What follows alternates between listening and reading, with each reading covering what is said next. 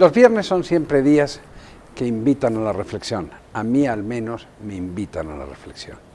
Este viernes además es el primero en el que se le puede decir adiós a Fidel Castro.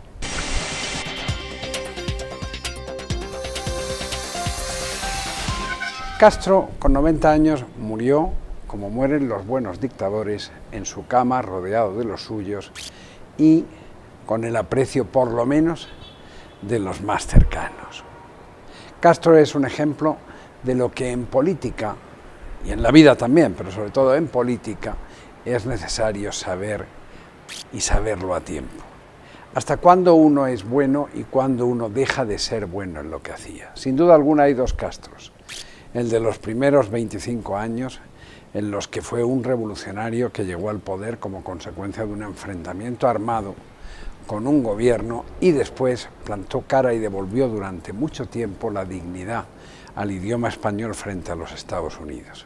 Después llegó un punto en el que la crueldad, el pensamiento único o tal vez la no capacidad de cambiar hizo que se convirtiera no en una ventaja alternativa de su pueblo, sino en un elemento represor de su pueblo. Pasó mucho tiempo y ya el discurso del vaso de leche y la educación de los niños y la comparación con los 50 años del gobierno que había derrocado de Batista dejó de tener sentido.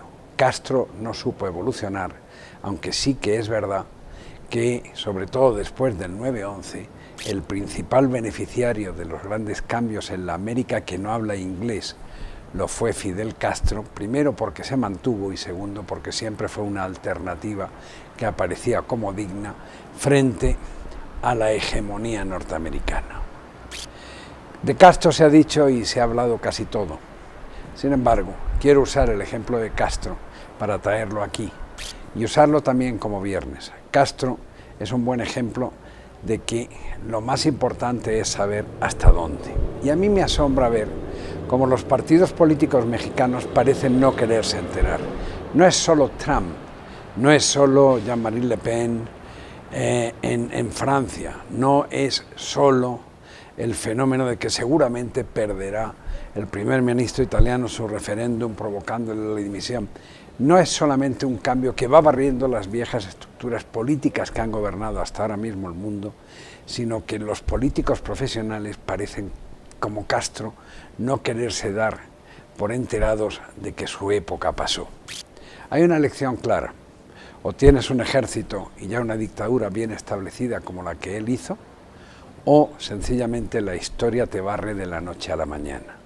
Van pasando los meses y seguimos comportándonos como si este año 16 que termina no hubiera dejado unas lecciones tan importantes, como si fuera seguro que vamos a poder hacer lo mismo y como si en México el cambio viniera solamente marcado por una alternancia entre el PRI y el PAN posible en Los Pinos o una que sería mucho más importante, que sería la llegada de López Obrador al poder.